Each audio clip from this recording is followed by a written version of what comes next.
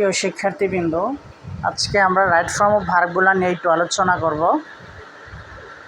যেমন my mother often read the Quran. আমাদের নিশ্চয় মনে আছে সেন্টেন্সে যখন অফেন থাকে সেন্টেন্সটি প্রেজেন্ট ইনডিফিনিট টেন্স হয়, আর বাক্যটি যদি প্রেজেন্ট ইনডিফিনিট টেন্স হয় তখন ভার্বের সাথে এস বা ইয়েস যোগ করতে হয়। তাই এর কারেক্ট আনসার হচ্ছে mother often reads Quran. He sometime visit our house. অনুরূপভাবে সামটাইমস থাকলেও বাক্যটি প্রেজেন্ট ইনডিফিনিট টেন্স হয়, তাই বাক্যটি হবে হি সামটাইম ভিজিটস আওয়ার হাউস।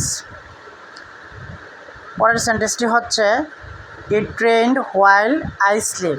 কোনো সেন্টেন্সে যখন হোয়াইল থাকে তাহলে হোয়াইলের পরের অংশটি পাস্ট কন্টিনিউয়াস টেন্স হয়। তাহলে এটার কারেক্ট আনসার হচ্ছে it rain while I was sleeping. The price of things increase day by day. সেন্টেন্সের মাঝে ডে বাই ডে থাকলে বাক্যটি প্রেজেন্ট কন্টিনিউয়াস টেন্স হয়, আর তাই সেন্টেন্সটি হবে the price of things are increasing day by day. পরের সেন্টেন্সটি কোনো বাক্যের মধ্যে just, does now, already, lately, এবার, ইয়েট থাকলে সেন্টেন্সটি প্রেজেন্ট পারফেক্ট টেন্স হয়। আর বাক্যটি যদি প্রেজেন্ট পারফেক্ট টেন্স হয় তখন সাবজেক্টের পরে হ্যাভ হ্যাজ প্লাস বি3 বসাতে হয়। তাই এর কারেক্ট আনসার হচ্ছে he has just completed the work.